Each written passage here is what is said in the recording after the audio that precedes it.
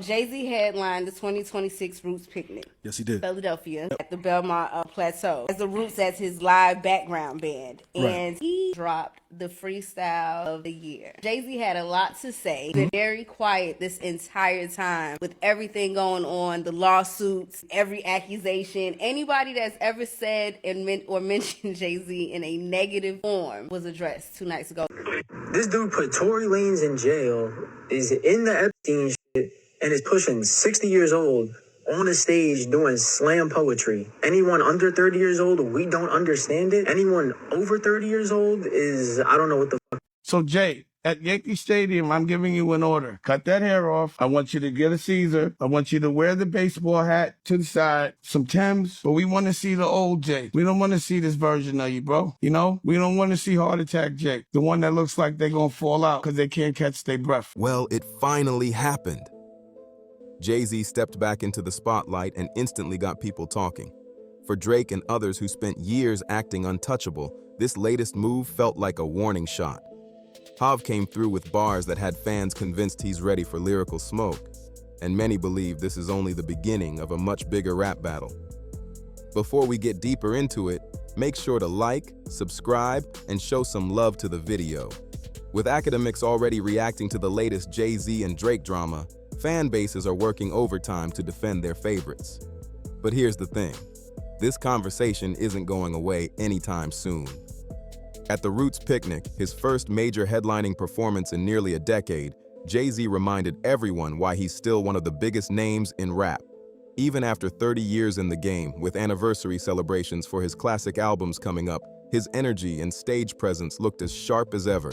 Now, Kanye could get it, and Drake could get it. And if he go up there and give me a verse mainly directed at those two people, not only is it one and equal fight, but I may feel a little differently. I don't need to hear billionaire Jay-Z, who's married to Beyonce, who is on top of the globe, diss him. Even if you, let me finish, even if you felt like that, I don't really want to hear you diss him. The dad in that rant outside, we all saw it. We know that Hove saw it, but it's a dad in pain.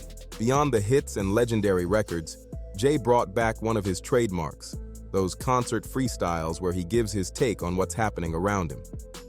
If Kendrick has his signature records and Drake has his, these live Jay-Z moments have become a category of their own. And the stakes were huge.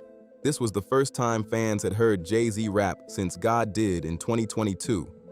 Why do they keep putting you in these funny hairstyles? What version of this would have sold if Jay would have came out in that stupid ass hairstyle with them dull clothes, with nothing shiny in in 2096 when we were coming out, would that have been the one that you would have been a fan of? Even though this was a live freestyle and not a studio record, many felt Hav delivered an even bigger statement. He sounded focused, confident, and ready to address years of chatter from critics and rivals. Now let's get to the moment that grabbed everyone's attention. When is the last time that Jay had a hit record? And don't say 40, 40, 40, whatever that shit is, because that wasn't a hit. I want to know a hit record. When's the last time he made a hit movie? When the last time he made a hit clothing line? When the last time he made a hit anything? All he does is do brunches, because that would not be tolerated. None of that shit would have ever happened at Rockefeller. I wouldn't have let it. I would have been on the floor I would have been crying through the whole set with that hair. For years, Jay-Z rarely addressed Drake directly. Instead, he often let his music and achievements do the talking. But this time felt different.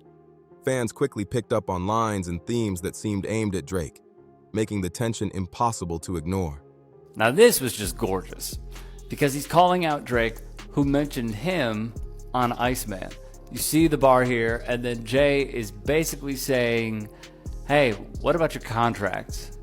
What about your publishing? It was fantastic. That's why this moment carried so much weight. While it wasn't a direct head-to-head battle, it was one of the strongest examples in recent years of Jay-Z stepping into a rap feud conversation. For many listeners, it signaled that he was no longer staying completely silent. The backdrop to all this was Drake's recent music, where fans believed he included references and shots aimed at both Kendrick Lamar and Jay-Z. Lines like, "We know how you OGs rocking already, the jig is up," sparked debate online, while other lyrics fueled even more speculation. Add in visual references that some interpreted as nods to Rockefeller, and the discussion only got louder. So to me, that's what it looks like when you owe the devil money. They make you dress funny. They take all your jewelry away, and then they make you do what they say. So I went from being like a little aggravated with them to now feeling sorry, because I'm actually watching what happens after 25 years after you sell your soul. You're in hell. When you add everything together, the tension had been building for a while. Drake's recent music sparked plenty of discussion about possible shots at Jay-Z, while online personalities and media figures kept the conversation going. By the time Jay stepped up to the mic, fans were already watching closely to see if he would respond. And respond he did. One of the biggest talking points came from these bars. A rapper can't be my op. The jig is up. I'm up 10. Wrong chart, champ, you gotta look up again. Drake looked up to Hov. I never looked up to them. Them crackers got your publishing checks, go talk tough to them. Don't talk success to me. You as workers in perpetuity is how your contract is worded. What made the lines hit so hard was how Jay appeared to take a phrase connected to previous criticism and flip it into a statement about his own success. That's always been one of his strengths, turning an opponent's angle around and using it for his own argument. Fans also pointed out how sharp and controlled the delivery sounded. Even decades into his career, Jay-Z continues to show why many consider him one of rap's most skilled lyricists, packing a lot of meaning into just a few bars. Jay-Z was in complete control of the moment. What made these bars stand out wasn't just the wordplay, it was the message behind them. And some of these fan bases are ridiculous because all these individuals that he addressed have been talking about Jay for years on social media, talking about him for years on podcasts and interviews. And Jay hasn't said anything. Nope. But as soon as he does, people are like, he's using Drake for attention or he's using Nicki for attention. Like these folks haven't been talking about him forever. Real big. Many fans felt Jay was offering a broader critique of Drake's approach, touching on topics that often get ignored or brushed aside in public conversations. There are a few reasons these lines connected so strongly. The first is Jay's argument that Drake may be aiming at the wrong people. When Jay says, "A rapper can't be my op," he's making a statement about where he sees himself in the game. He's suggesting that he's operating on a different level and isn't interested in treating every rap disagreement like a major battle. But the line can also be read another way. Rather than focusing only on personal rivalry, Jay seems to be questioning whether Drake's frustrations are being directed at the right targets. That's part of what made the lyrics spark so much discussion online. The larger point many listeners took from the freestyle is that Jay views a lot of modern rap conflicts as more about image than strategy. Drake has taken shots at rappers, media personalities, athletes, and other public figures over the years, often creating huge headlines. Jay's response appeared to challenge that approach, suggesting that public feuds and attention-grabbing moments aren't always the same thing as real power or success. Once again, Jay-Z tied everything together. Many listeners focused on the line, "Them crackers got your publishing, go talk tough to them," because it shifted the conversation away from rap rivals and toward business. And the freestyle that he did, right? Whether you want to call it a diss or whatever. Getting dissed by Jay-Z is one thing, but when you realize Beyonce probably feels the same way about you, that's gotta hurt in a different way. Because now your mama, everybody loves Beyonce, right? Your mama, your grandma, your daughters, everybody's like, damn, so that means Beyonce don't like you either? Yeah. Damn. Rather than framing success as a battle between artists, Jay appeared to point toward the power structures and deals that exist behind the scenes. The other major talking point came from, "Don't talk success to me. You as workers in perpetuity is how your contract is worded." Those bars landed hard because they challenged the way success is often measured in the music industry. Instead of focusing on charts, headlines, or streaming numbers, Jay seemed to be emphasizing ownership, control, and long-term leverage. That's why so many fans saw these lines as deeper than a typical rap jab. The discussion quickly moved beyond music and into the business side of the industry. Reports from major music outlets have noted that artists can face complex situations involving catalogs, publishing rights, and label agreements even after reaching enormous commercial success. If we want to battle, anytime Jay wants to battle on the stage, I will personally destroy him. Getting on the roots with a stupid afro and doing a freestyle, a battle freestyle, after you just said that battle rap's not good for rap, is just dumb. For many listeners, Jay's message was clear. Real power isn't just about popularity, It's about what you actually own when the spotlight starts to fade. And this is where the conversation gets bigger. Various industry reports and commentators have continued debating artist ownership, catalog rights, and long-term control over music. Those topics have become a major part of how fans evaluate success today, especially when discussing the biggest names in the business. This fall from grace is sad to watch. If you knew Dame, if you were familiar with his Rockefeller, the dance, like all of the, which listen, they killed me for my take on that whole freestyle, but a big part of it was I believe a lot of the people he dissing are mentally not there. And Dame is one of those people. Before the your breath stink, all of that, Dame, for who we know him to be, telling stories of how he think Hov was trying to bag a like what the nigga, like, yo, what are you doing, dog? That's why many people viewed Jay-Z's bars as more than a response to Drake. To them, it was a statement about what separates commercial success from lasting influence. Jay wasn't just talking about records, streams, or chart positions. He appeared to be talking about ownership, leverage, and the ability to shape your own future. What made the freestyle stand out was how many angles it covered at once. Jay seemed to flip previous criticism, challenge public perceptions, and bring business issues into the spotlight, all within a few lines. That's the kind of layered writing that has defined much of his career. For many longtime hip-hop fans, the debate isn't simply about image or background. Instead, it often comes down to decisions, legacy, and how an artist navigates the industry after reaching the top. That's where much of the discussion around Drake and other major stars continues to unfold. According to this viewpoint, Jay-Z's criticism goes beyond rap and focuses on long-term decisions. The argument is that greatness isn't only built through hit records, it's also built through ownership, control, and creating opportunities that last beyond a single deal or era. That's a big reason why Jay's comments resonated with so many listeners. Throughout his career, he has often been associated with building businesses, investing in ventures, and expanding his influence beyond music. From Rockefeller to Def Jam and Roc Nation, his reputation has been tied to taking a broader approach to success. By contrast, critics of Drake often argue that he has prioritized immediate opportunities and major partnerships over ownership and independence. Whether that assessment is fair or not, it's a debate that has followed him for years. Jay's bars appeared to tap directly into that discussion and bring it back to the surface. The larger point wasn't simply about contracts, it was about credibility. In hip-hop, artists are often judged not only by what they say, but by whether their actions match the image they present. That's why conversations around ownership, business decisions, and industry relationships can become just as important as the music itself.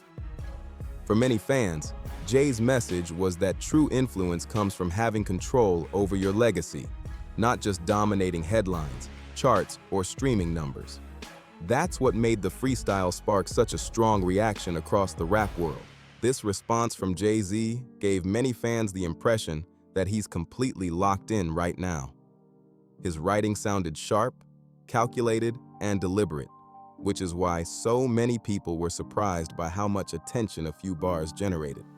Dame is battling some things that are sensitive, so I won't say. Or at least that's how he comes off to the people with good sense. You, no matter how he behaves, it looks the way that this is the condition of the person that you are shooting at Roots Picnics. What also makes this moment interesting is that only a few months earlier, during a GQ interview, Jay seemed largely uninterested in getting pulled into rap drama. At the time, he appeared focused on bigger things and showed little desire to jump back into public disputes. That's part of why this freestyle caught so many people off guard. Even then, many listeners felt Jay was still holding back. While the lines sparked major discussion and contained some pointed criticism, they didn't come across as an all-out attack. Instead, the performance felt more like a measured response than a full-scale battle record. That's what stood out to longtime fans. Even when Jay delivers what some see as a relatively restrained jab, the impact is often huge. Decades into his career, he still has a way of commanding attention with just a handful of bars, which helps explain why his words continue to carry so much weight. At this stage, many fans viewed Jay-Z's comments as more of a warning than a full attack. The message seemed simple.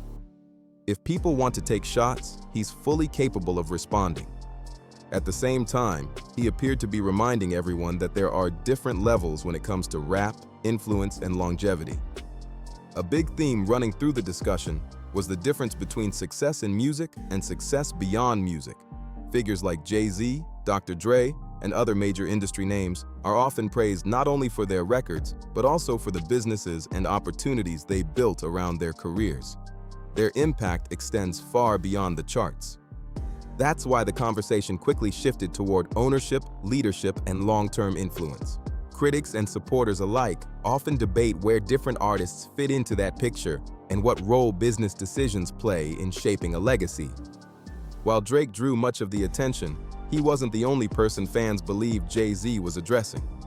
Some listeners pointed to lines that appeared aimed at Dame Dash, including a joke that quickly spread online because of how blunt and personal it sounded. To many, it felt like Jay was holding up a mirror to old rivals and letting the audience connect the dots. But the bigger storyline centered on Kanye West. All of this was because of Kanye. He took a shot at Kanye.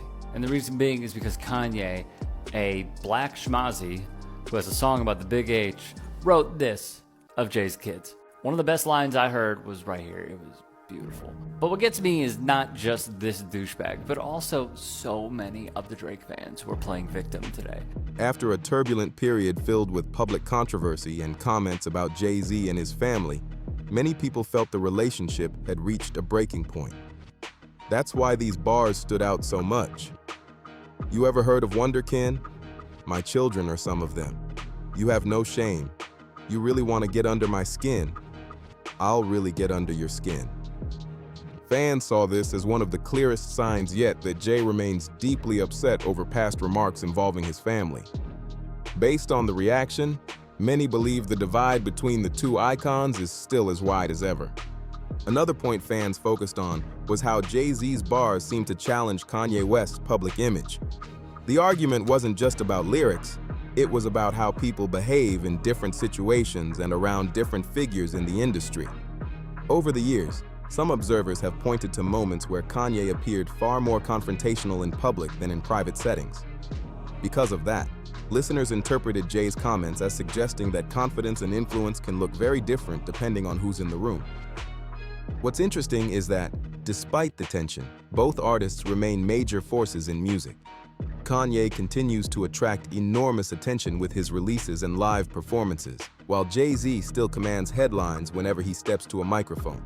That's part of why any exchange between them instantly becomes a major story. Now fans are watching to see whether Kanye responds at all. He could address it through music, interviews, social media, or choose to ignore it entirely. At this point, nobody knows how he'll react, but the speculation is already growing fast. And while Kanye and Drake dominated most of the conversation, they weren't the only figures people believed Jay was referencing during the performance. Several other names and online personalities also found themselves pulled into the discussion. Beyond the headlines surrounding Drake and Kanye, some fans also believe Jay-Z aimed a few lines at Nicki Minaj. Same with Nicki. That shit was funny. The hand gesture shit. But people with sense are looking at her like something's going on. So again, not only do it come off like bullying, but I just think it's unnecessary for some of them. One of the most discussed bars was, "That lady back on that stuff. She sounds like she's in love with him.